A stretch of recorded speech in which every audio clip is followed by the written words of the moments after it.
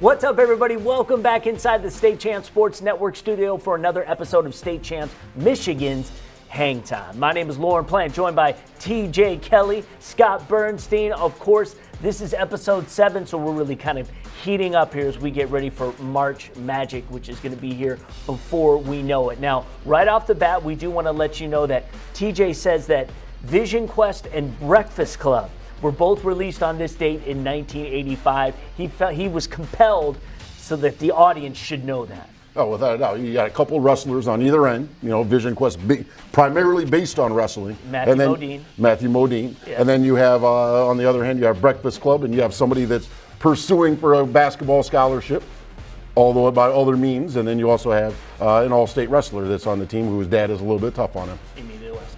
Emilio Estevez. And John Bender.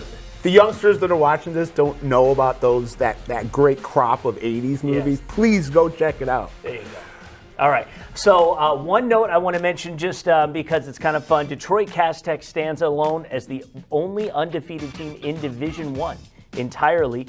Hart, Olivet, and Standish Sterling are without a loss in Division II. Langsburg and Napoleon are undefeated in Division III. And Mayo, Painesdale Jeffers, and Taylor Trillium are perfect in Division IV. All right, well, let's bring it back to Metro Detroit. Scott, what's happening at Birmingham Groves? I'm really excited by the return of Marc West, one of the most underrated coaches in the MHSAA over the last 10 to 15 years. Took about a 3-4 year absence to go coach in the junior college ranks and the community college ranks. But it's a West Side guy. Came over to Metro Detroit in the 2000s, took over the program at Bishop Foley, and pretty quickly turned Bishop Foley, which was, a good basketball program, but wasn't elite, wasn't winning Catholic League titles. And he had a run there of, I think, like 6 straight Catholic League titles, 6 straight district titles. Kept on running into Beecher, which there's no shame in losing to Beecher in the regionals. Yeah. But then made the move from the Catholic League, where he had success at the small school Catholic League level, like a lot of success. Came over to Groves, immediately got that program moving in the right direction, won a district title, then left, still teaches at Groves, so he remained in the community, and then returned last year after Benny White retired. And this year, I didn't expect anything from these guys. I thought it was going to take a year or two for Coach West to come back in and kind of re-impact or put his fingerprints on the program again. But he has a really, really, really impressive 1-2 punch of sophomores, class of 2025, an inside-outside combo. Sophomore guard Josh Gibson has been electrifying, and then out of the front court, John Simpson has been just a thundering presence on the wing and going at the basket, clearing the glass. They're 12-5 right now, second place in the OAA White. I don't think anybody thought they would be contending for the title, but pretty early on, I saw this team. Hey, this team might surprise people. Yesterday, which was on Tuesday, took out West Bloomfield, which is a really good win. Yeah. They've beaten Bloomfield Hills, which is another team that was one of the favorites in the White. So just hats off to Marc West and that Groves team, and look out for Gibson and Simpson in the next 3 years. Yeah, I love Gibson. Watching him over the summer with the Michigan Playmakers, even with Groves during summer league and stuff like that. Derek Coleman holds his summer league there. Kid can really shoot it. He's 6'1", but he looks like he's going to grow more. I think he's a 4.0 student. He also plays baseball. So there's a lot of things that are going on, with him, and I definitely expect to talk about him in the future. And the OAA White has a lot of strength. You've got Mason Parker over at Troy High, and he's playing well. Again, another sophomore. But yeah, some of the seniors there, Adam Zarek over at Bloomfield Hills. Had 35 last night, another big game in the scoring. But I think that he's a little bit hungry. He's got some hunger there. And then if you look at that district is going to be absolutely jam-packed, because you've got Bloomfield Hills, Brother Rice, West Bloomfield, Is Groves in that? No, I think Groves is in is in a different district. But yeah, I'm looking forward to March in the districts because it's going to be pretty phenomenal. And just a quick note, we record on Wednesdays, so when we say last night, we're talking about Tuesday's games, and this comes out on Friday, so just not to confuse you. What I'm going to do is give you just a couple recaps of some games we covered on the State Champs Network over the weekend and Monday. We'll talk briefly about those, and then we'll get into Tuesday night's games that we covered. Last weekend, number 3, Brother Rice beat number 6, UofD Jesuit, 73-62, claimed the Catholic League Central Division title. The Cubs, Pat Donnelly says this Brother Rice team is the best the Division I has to offer. First time that they've won the outright Catholic League regular season championship since 1996. Yeah.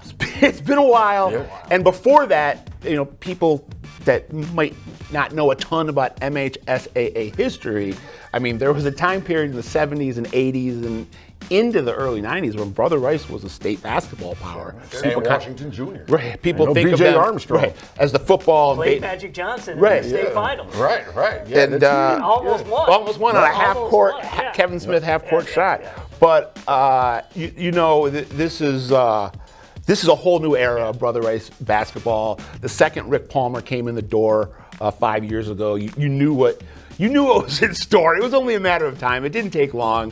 But are they the best team in Division I, as Coach Donnelly said? I'll tell you what, based off of their record, Catholic League being the toughest, Catholic League Central being the toughest division, if you win that division, I think that, it's hard to argue that they aren't number one. Yes, Cass Tech is undefeated, but have they played the strength of schedule that Brother Rice, has? Without a doubt, they haven't.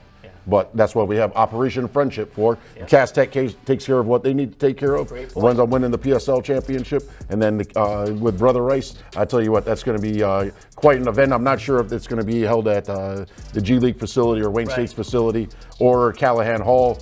I almost want to say if you got Cass Tech and Brother Rice, you might want to have it at Callahan Hall because they're going to have more than 3,000 to 4,000 people there. So. And that big three of Curtis Williams, Xavier Thomas, and Johnny Blackwell, I mean, you could take that big three and put them up against any big three, not just in the state, I think in this whole region of the country.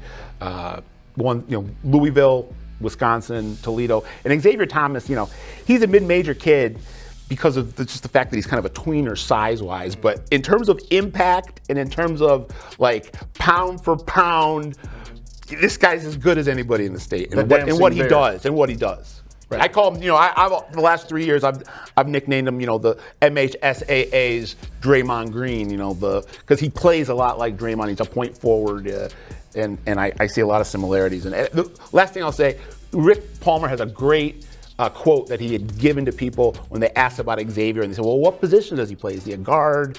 Is he a forward? Is he a big guy? He said, he plays the I'm going to kick your butt position no matter what. Right.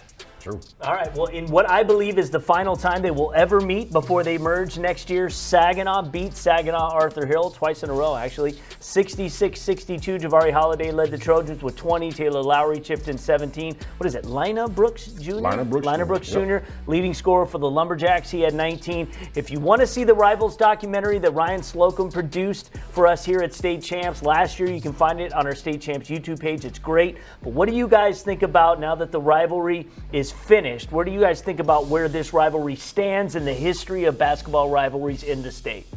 Arguably, they'll go up with the Detroit Southwestern Cooley rivals. Yeah. They'll go up with the Flint Northern, Flint Northwestern, Flint Central rivalries. Yeah. But yeah, you look at a point when Saginaw and Arthur Hill, and this is before seeding in the districts, when they might play each other on that Monday, the first round of playoffs, and that was the state championship game. And now one's in Division I, one's in Division II, so they won't play this year. But, Yep. You're right. They had to close it blocks away. Yeah. You couldn't get in. And if I recall correctly, they didn't have to worry about Buena Vista because Buena Vista was playing in the lower they were Class C at the division. time. So it was up for grabs in terms of the big boys. And now Saginaw Heritage, it's just the influx of people that are moving from one Saginaw Heritage, now Division I, I believe they were, Class C, Class B at one point. But, just as far as people moving in. But Julian Taylor's done a fantastic job with Saginaw and the Trojans this year after really bouncing back after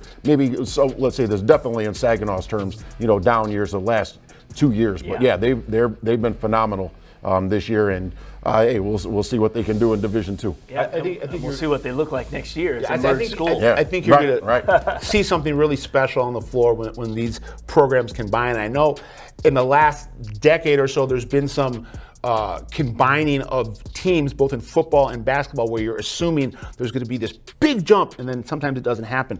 I think it's going to happen with what you're going to see next year, with like the whole city of Saginaw, for all intents and purposes, kind of being in the same Division I. I'll tell you what, if you were to tell me years ago when you talk about combining schools, if Southfield High and Southfield Lathrop were going to combine or Pontiac Northern or Pontiac Central. Yeah, it blows my mind. I as a kid who grew up in Southfield, like if you were the best players that were in Southfield, and you went to DePores, you went to Country Day, you went to Brother Rice, you went to Catholic Central, and now that you have the opportunity to combine the schools, all right, now we've got a ton of talent. It's just not happening.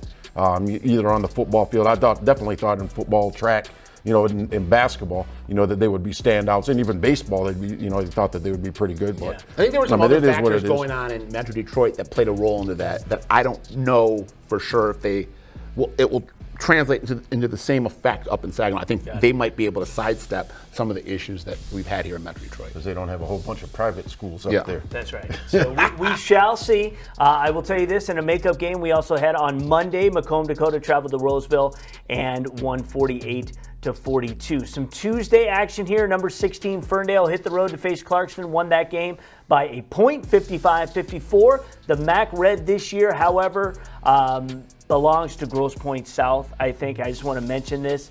10-0 in the division, 15-3 on the season. The MAC tournament just started on Thursday, so it's airing Friday. So Dakota had to face Grosse Pointe South because we record on Wednesday, so we don't know the outcome of that game. But South won the last meeting 66-59. Roseville met Chip Valley on Thursday. My guess is it would be Roseville and Grosse Pointe South who would compete for the Red-White Championship. South beat Roseville by 24 a few weeks back. Blue Devils have gone from 11-11 overall, nearly worse, to first in the MAC Red this season, having tied for fourth last season, but clinching a perfect run to the league title and with last week's win over Dakota. This potential shows that during 2 losses to start the season, they fell by only 3 to ranked Detroit Loyola and 6 to ranked Ferndale. Those are the first 2 games of the season, and then their third loss a few weeks later was just by 7 to formerly ranked River Rouge. South, meanwhile, has down West Bloomfield, Saline, Birmingham Groves, Roseville twice. South will be in the Division I District 30 with GP North, Roseville, Harper Woods, St. Clair Shores, Lakeview. I see them winning the district. Maybe a showdown with Port Huron Northern in the regionals. They could make some noise. I'll tell you what, that would be phenomenal if Grosse Pointe South can wind up making that run. I know that over the years since Anthony Bernard's been a freshman, his dad being the head coach, Stephen Bernard, he's always had them play against tougher teams. They were playing against the depths, let's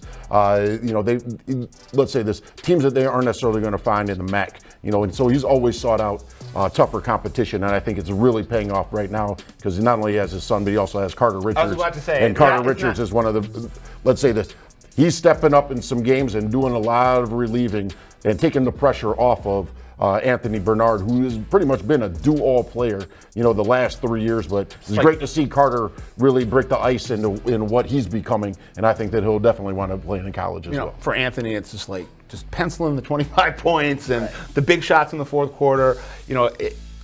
He's not headed to Mercer, which is a Division I program for football, but star football player, quarterback for 3 years, took his team into the playoffs, and just is just one of these overall athletes that has a very special impact on his community. And love Anthony Bernard, what he's been able to do. But just to piggyback off what TJ say, Carter Richards is like the Bulls couldn't have done what they did. It wasn't just Michael Jordan, it was Scottie Pippen. Same thing, at Golden State. It wasn't just Steph Curry, it was Klay Thompson, it was Draymond. So Carter Richards is equally as important to what's going on there than the big, high-scoring, headline-grabbing. I wouldn't sleep 100. I wouldn't sleep or put Grosse Pointe North completely to sleep because Adam Araud is one of the better players. Yes. And I tell you what, he's going to Wayne State. Wayne State, they're mopping up this year. They've got a ton of shooting. Brian Smothers is doing a fantastic job there as a head coach as far as recruiting, starting to get a few wins. But Adam Araud is one of those guys where at 6'4", 6'5", I think he could play Division I. He's a high academic kid.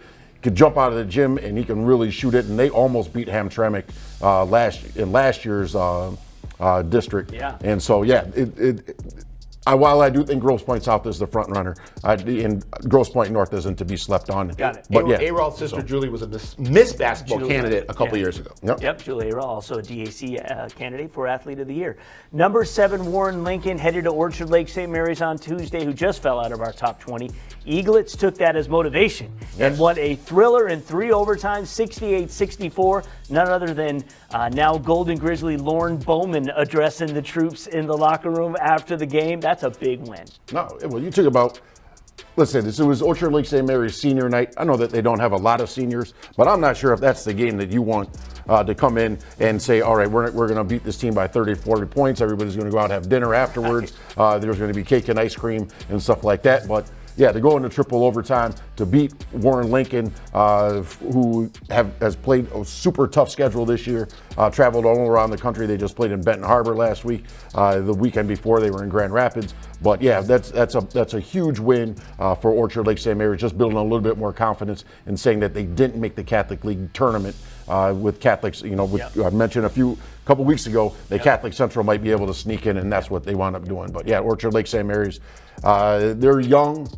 just like Warren Lincoln, and so they can wind up knocking a whole bunch of. They're one of those scary teams that can pop off somebody at any time. I'll keep it short and simple, and I know that's difficult for me, but I'll keep it short and simple. That win this week against Warren Lincoln for Orchard Lake St. Mary's might have saved the season.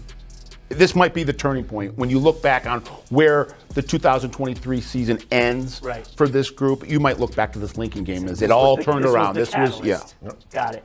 Well, Hudsonville, another game we covered out on the west side. Hudsonville held home court, defeated Grandville 49-48. Tuesday started with a 4-way tie atop the league. It was East Kentwood, Hudsonville, Grand Haven, and Grandville all boasting 7-4 records. East Kentwood and Hudsonville both won, so they topped the OK Red as it stands now. I'm going to butcher his last name, Braden Shamarej. I'm sorry. But he led Hudsonville with 21 points. Jonah Dennis added 10 and 6 rebounds for the Eagles. So that's what's happening in the OK Red right now. So, again, conference championships, everything looming now in all the leagues. Want to take a little break and get you over to our BCAM Chalk Talk for this week, a little snippet of what took place. I had a chance to talk with North Farmington head coach, Todd Negoshian. And he and I go back a long ways, back to the Oakland Golden Grizzly days. And again, he's doing a phenomenal job with North Farmington. We talked about his team as compared to the state championship team and other topics. Here's a little brief conversation, a little snippet of the conversation that we had. 16-1 now, I believe, now on the season. Is this the best team as far as, you know, just looking at where you guys are at right now, just in terms of thinking about, you know, where you can go? Is this the best team maybe since 2016 that made it to the state finals? I think it's right there with them compared to that team. I think this team is very similar in it. I think this team we play harder defensively with this group. I think that group was better offensively.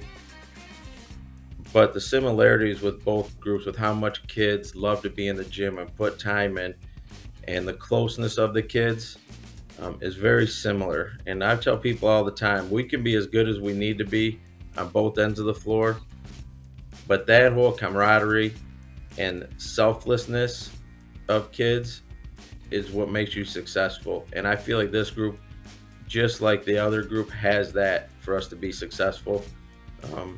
And we're 16-1. We're happy with it.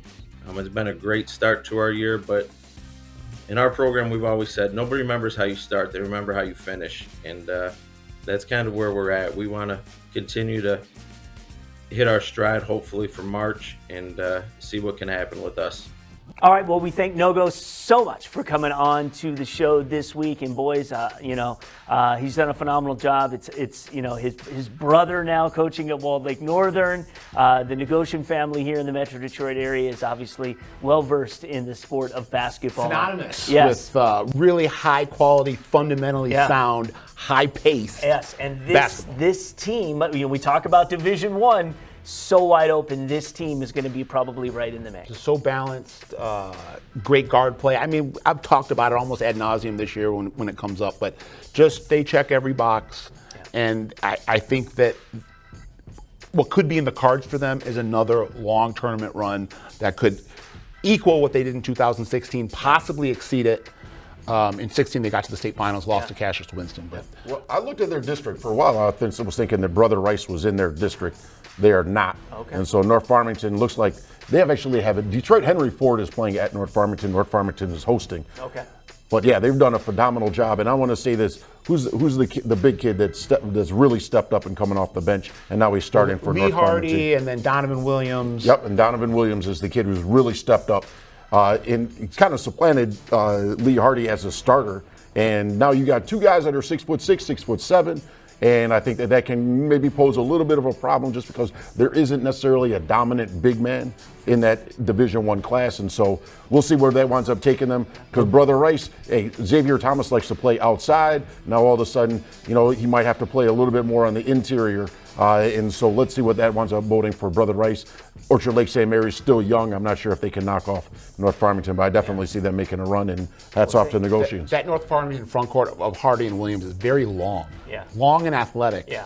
And unselfish. Right. A lot of those guys want the ball. They want to be the ones that are in the Yeah. score, but these guys are spreading it around. depth, balance. They And got good this- chemistry. Right. That's the thing. That's what Todd said. He thinks it separates this group. It's how much they care for each Ryan other. Hurst is an unselfish superstar, a guy that has brought down his scoring average the last couple of years. right. He's been a 25-point-a-night scorer kind of his first 3 years in high school, and then this year he's about 20 a game. Yeah, but they still have 4 or 5 guys Right. that can score in double figures. Tyler Every Spratt game. can go for Right. 20 points. And Landon Spratt, Williams he can do the mentioned same that. thing. Prince Jackson. I mean, they're Spratt's going to be yeah. a guy in this offseason that's multiple gonna, ball handlers. Yeah.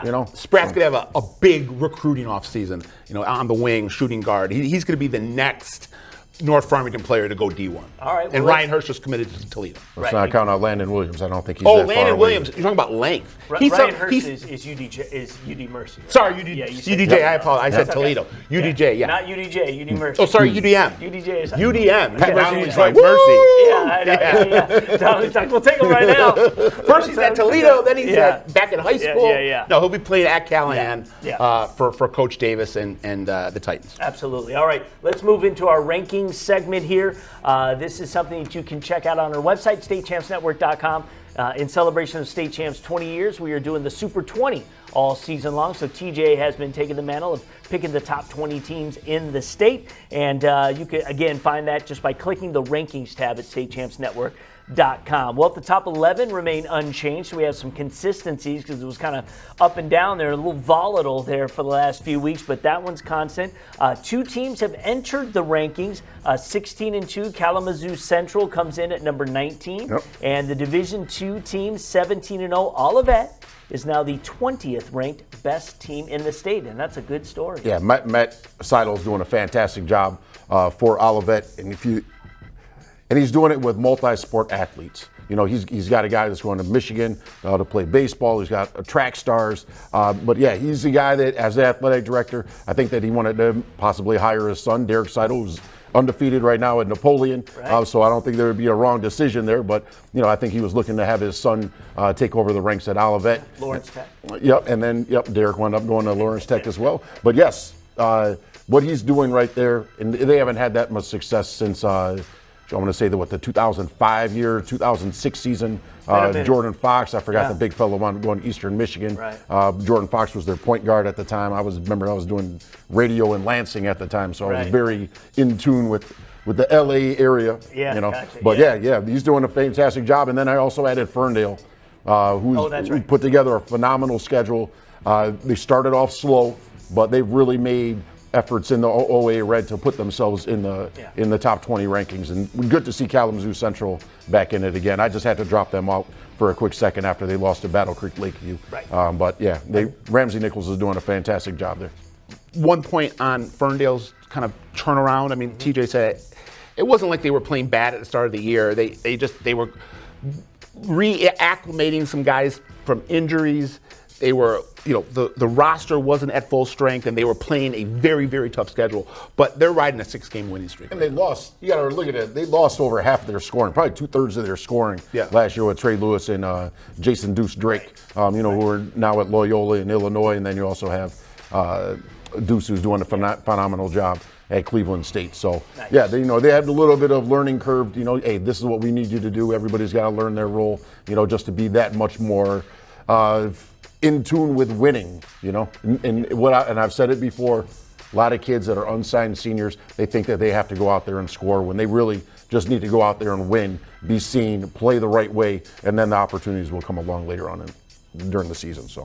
All right, fantastic. Well, as we close out the show this week, we always like to give you an update as to what to look for that's coming up this weekend. Some games that you'll see on the State Champs Network and some other games that you just need to pay attention to. Number 5, Muskegon is at number 4, Grand Blanc this Saturday. It's a 4 o'clock start, so that's a big game. Benton Harbor's at Lansing. Waverly, that's a 6 p.m. start on Saturday. PSL playoffs pick up, and all of a sudden, Detroit King has won 5 in a row. Yes. They will have Denby in the quarters, possibly Renaissance on Friday in the semis. Do they have what it takes to make it to the finals to play Cass Tech on Sunday? I look at Detroit Martin Luther King and Ferndale, just their schedules. They lost seniors, impact seniors, scoring seniors. And so all of a sudden, these guys have to learn their rules. Chaz Lulis moved over from Catholic Central and is committed to San Diego, the junior all-state point guard. People had to get adjusted to what he's doing, but now they're wind up rolling and they're winning. And this is when you want to be winning. Who cares if you're 5-0 in December? If you're 12-0 or 17-0 or 0-17 the rest of the season. Yep. The name of the game is playing deep into March, and I think that George Ward, is doing a phenomenal think they'll get job. Through this week through Denby, maybe play Renaissance, and then I think that we're going to see Cass Tech and we're going to see King in the PSL finals. I like Western. I'm not sure that they have the guard play that can get them over the hump there. And then Renaissance, they just don't have the size really in my opinion. And not saying that there's a lot of size, but you have Matthew Coffey Matthew Coffey, who's doing a phenomenal job hanging down the post down for the Crusaders. So I like King, and I think that we're going to wind up seeing a rematch from a few years ago. All right.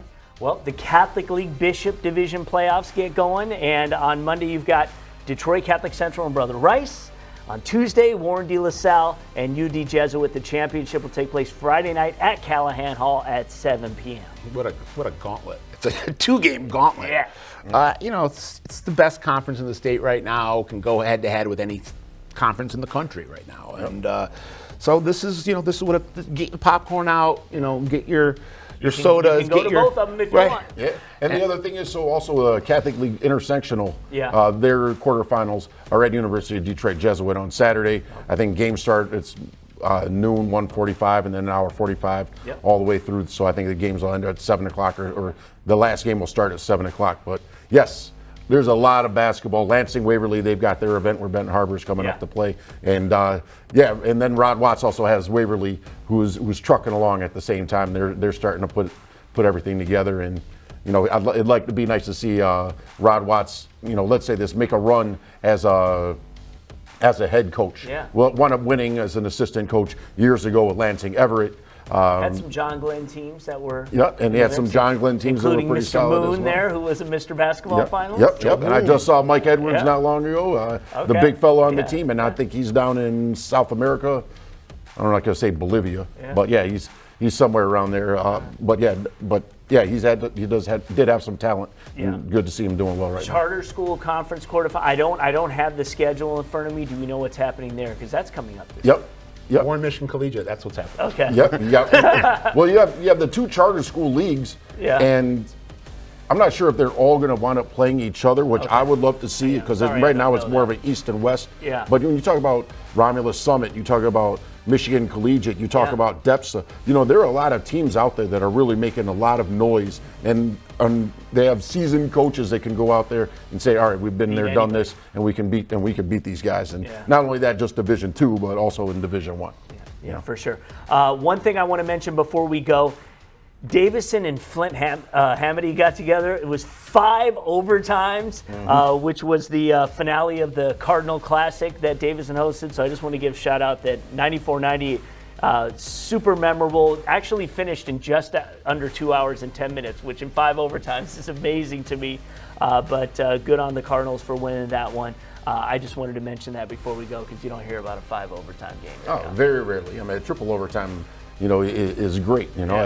I just hope that Halo Burger was open after after the game was over. Well, it was good. They finished in under 2 hours and 10 minutes. So but it's still a lot of things closed in the Flint area and stuff like that, and Halo Burger being a staple. All right, guys. Well, I invite you. Make sure you tune in next week because that's when we are really going to start to get playoff fever. We're going to be able to preview some of the championships and other things as we get ready for the stretch run here. And it's not going to be long before we're coming to you from the Breslin Center. So super excited, and again, wide open. Lots of great basketball ahead. Make sure you tune in each and every week here on State Champs Hangtime to get the latest and everything that's happening in boys basketball. We have a girls basketball show too, so make sure you check that out. That's State Champs Women's Hangtime. So Lexi Ayala and Elizabeth Kuhn do a great job on that show. So make sure you check that out too. Lots of basketball up ahead, and we'll see you next week.